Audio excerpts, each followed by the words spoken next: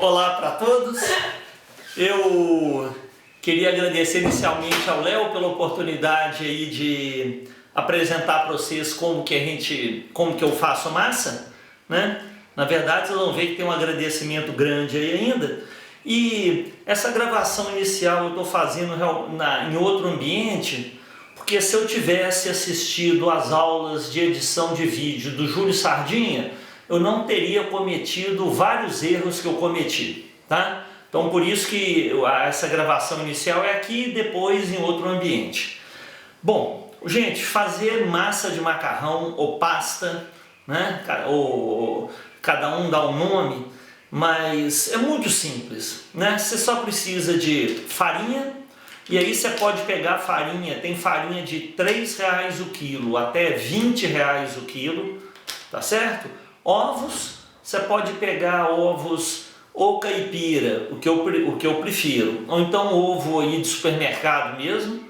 Agora tem que lembrar que a proporção de clara para gema no ovo de supermercado é maior, né? Então normalmente você gasta mais farinha quando você usa o ovo de supermercado, né? E você vai precisar também de uma máquina dessa daqui, ó, para poder abrir a massa e depois cortar o macarrão, né? Isso eu vou mostrar no vídeo mais para frente, tá joia? Última coisa que eu queria lembrar para vocês, atualmente eu já sou faixa verde, vocês podem ver aqui pela minha roupa, vocês vão ver eu trabalhando o tempo inteiro com blusa verde, né? Aconselho você a começar com uma roupa clara, de preferência branca, porque fazer macarrão igualzinho quando você volta de praia, você vai ficar limpando farinha durante uma semana do seu corpo, tá?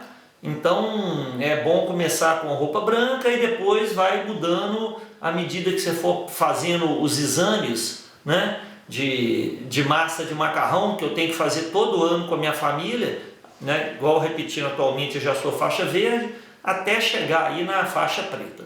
Beleza? Então vamos ver o vídeo lá, como que prepara o macarrão. Extremamente simples, né? Repetindo, farinha, ovo e, se precisar, um pouquinho de água, mas quase nunca eu uso. Tá certo? Então vamos lá, vamos ver o vídeo. Bom, gente, então, olha bem, é simples então de fazer a massa. Você vai pegar a farinha, né? Normalmente a medida que o pessoal recomenda é 1 xícara de farinha para cada ovo. Eu prefiro fazer sempre com uma quantidade menor de farinha. Por exemplo, se eu estou usando 5 ovos, eu coloco 4 xícaras. E aí eu vou acrescentando aos poucos a farinha, né? Isso garante que a massa vai ficar no ponto mais correto. Então, ó, você usa uma vasilha, a tábua aí ela já está suja, porque eu já tinha feito uma leva, já tinha feito 5 ovos, aí eu acabei gravando a segunda, tá? Então você vai acrescentando, misturando, sempre com uma mão só, porque a outra você usa para poder pegar farinha, para atender celular, para beber uma água, né? E aí vai acrescentando a farinha aos poucos, até o momento em que a massa ela vai desgrudar completamente da sua mão e vai ficar com uma textura igual de aquela massa de brinquedo de criança, né? Ela fica bem maleável, mas ela não gruda mais na sua mão, ok? Aí nesse ponto, depois que ela chegar, ó, ela está quase chegando já no ponto, ó, né? Você vai jogando farinha, virando, dobrando.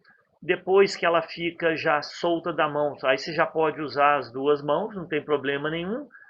E no final você deixa ela com um formato, eu deixo com o formato de uma bisnaga. Vocês vão ver o porquê, ok? É importante deixar o ambiente já preparado. Ter uma mesa com a toalha para você depois colocar o macarrão, tá? Então é importante deixar já essa parte preparada. certo? Vocês estão vendo lá no fundo, lá, ó, aquela primeira leva que eu comentei, ela já está pronta lá secando, ó, certo? Então vamos ver como é agora a segunda parte, que é a parte de abrir a massa.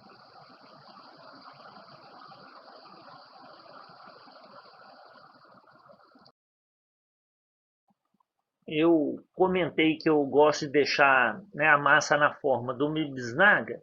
O que eu faço então? Eu corto, né, em fatias.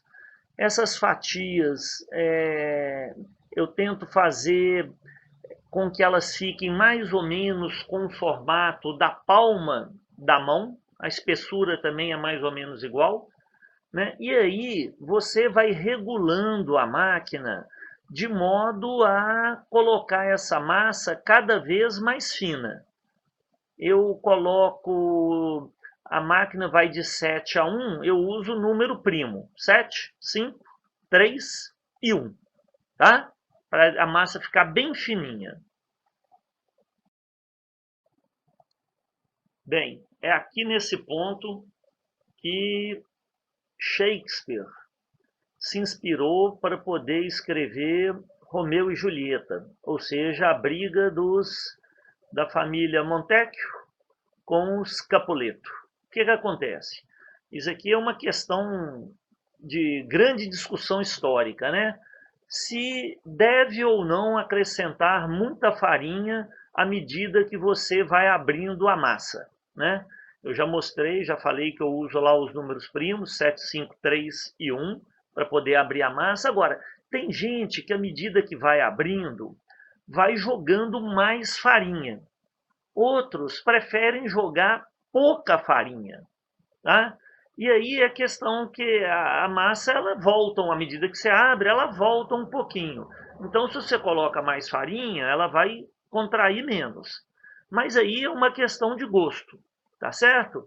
E esse gosto, às vezes, leva a discussões familiares e essas discussões familiares, você sabe muito bem qual que é a consequência disso no romance lá do Shakespeare, tá certo? Então, você vai criar o seu ponto, você vai ver à medida que você for fazendo se é melhor acrescentar mais ou menos farinha à medida que você abre.